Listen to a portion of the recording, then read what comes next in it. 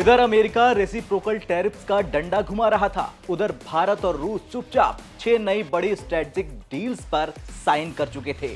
Trump की आंखें फटी की फटी रह गई क्योंकि जिसे वो डिप्लोमेटिक चुप्पी मान रहे थे वो असल में साइलेंट गेम चेंजिंग डिप्लोमेसी थी। नमस्कार, मैं हूं आयुष, आप देख रहे हैं मित्र देश। आज बात उस यारी की जो ना प्रतिबंधों से डरती है ना टैरिफ से, भारत और रूस की दोस्ती की वो कहानी जो ट्रेड, इन्वेस्टमेंट और इसके साथ ही साथ जियोपॉलिटिक्स सबको हिला कर रख देती है। तो चलिए बिना वक्त गंवाए जान लेते हैं भारत रूस की एक दो नहीं बल्कि उन 6 डील्स के बारे में जिसने उड़ा दिए अमेरिका के होश।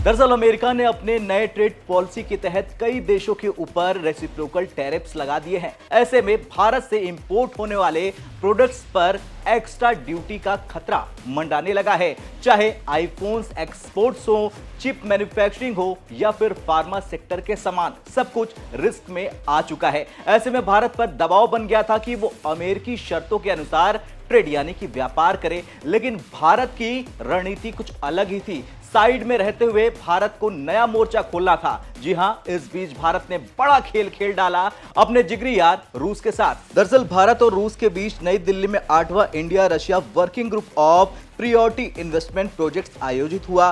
भारत में मीटिंग के को चेयर रहे अमरदीप सिंह भाटिया और रूस से व्लादिमीर इलिचेव।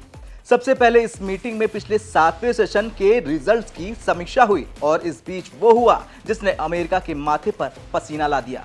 जी हां, भारत रूस के बीच इस बैठक में 6 नई स्ट्रेटेजिक डील्स को मंजूरी मिल गई, जिनसे दोनों देशों में इन्वेस्टमेंट का नया युग शुरू हो गया।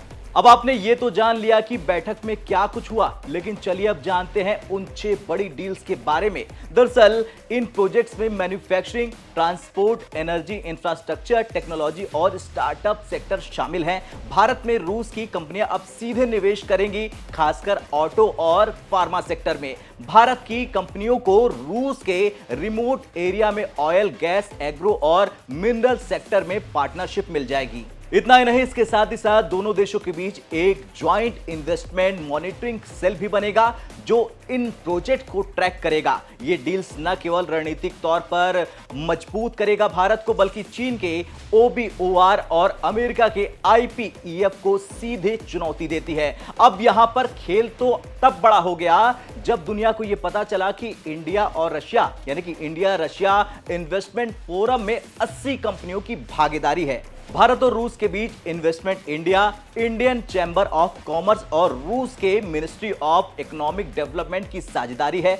और रही बात इन 80 कंपनियों की, तो इनमें 80 से ज्यादा कंपनियों ने हिस्सा लिया जो स्टार्टअप्स, फाइनेंशियल इंस्टीट्यूशंस, कार्गो कंपनियां और MSME से जुड़ी हुई हैं। इस बैठक के दौरान कई MOUs पर हस्ताक्षर हुए, जिससे आने वाले 3 साल में 8,000 करोड़ से ज्यादा का निवेश आने का उम्मीद है। अब इन सब के बीच अमेरिका को फिर से ये डर सताने लगा है कि अगर भारत इसी तरह रूस से व्यापार करता रहा तो अमेरिकी पॉलिसी फेल हो जाएगी।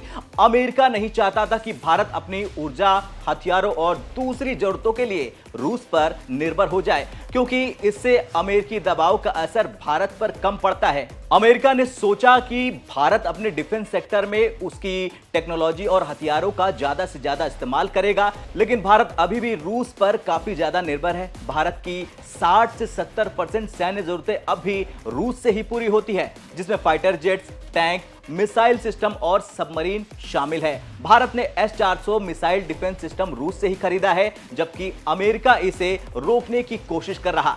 अमेरिका चाहता है कि भारत उसके F-35 लड़ाकू विमान खरीदे, लेकिन भारत अभी तक अपने पुराने और भरोसेमंद रूसी हथियारों को छोड़ने के मूड में नहीं दिख रहा है। लेकिन डिफेंस से लेकर ट्रेड तक भारत और रूस हर सेक्टर में साथ है। ब्रह्मोस मिसाइल हो, Kudankulam nuclear plant, Sukhoi fighter, सब भारत और रूस मिलकर बना रहे। अब इन्वेस्टमेंट सेक्टर में भी दोनों देश वैसा ही मॉडल बनाने उतर चुके हैं। ऐसे में यह अमेरिका के लिए चेतावनी है और इनडायरेक्टली मैसेज भी है कि भारत अब साइलेंट नहीं बल्कि स्ट्रेटेजिक रणनीति अपनाएगा।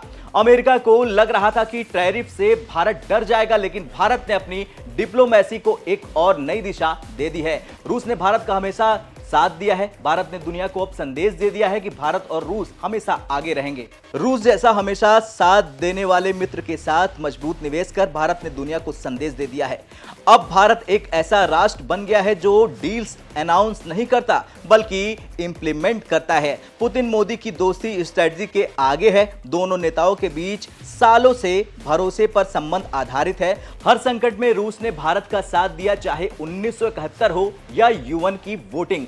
अब 2025 में यह रिश्ता इन्वेस्टमेंट से और मजबूत हो रहा। रूस के लिए भारत एक भरोसेमंद बाजार है और भारत के लिए रूस एक भरोसेमंद साझेदार, या फिर यूं कहें कि पक्का यार। अब जब दुनिया भारत पर शर्तें थोपने में लगी है, तब भारत अपने सच्चे मित्र के साथ नए अध्याय लिख रहा था। मित्र देश का यही मतलब है कि न दोस्ती में शर्तें, न भरोसे में कमी। टैरिफ और टेंशन की इस दुनिया में अगर कुछ टिकाऊ है तो वो है भारत और रूस की दोस्ती।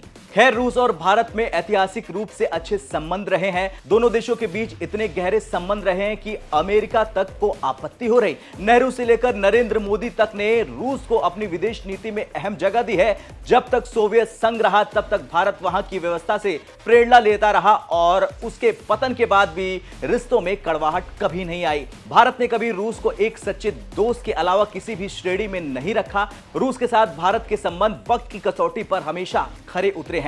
अब आप इन नई 6 डील्स को लेकर क्या कहना चाहते हैं? और आपसे एक सवाल है कि क्या आपको लगता है भारत रूस की यारी अमेरिका पर क्या भारी है? हां या ना में कमेंट कर जरूर बताएं। मिलते हैं अगले एपिसोड में एक और मित्र देश की कहानी के साथ। तब तक के लिए जय हिंद।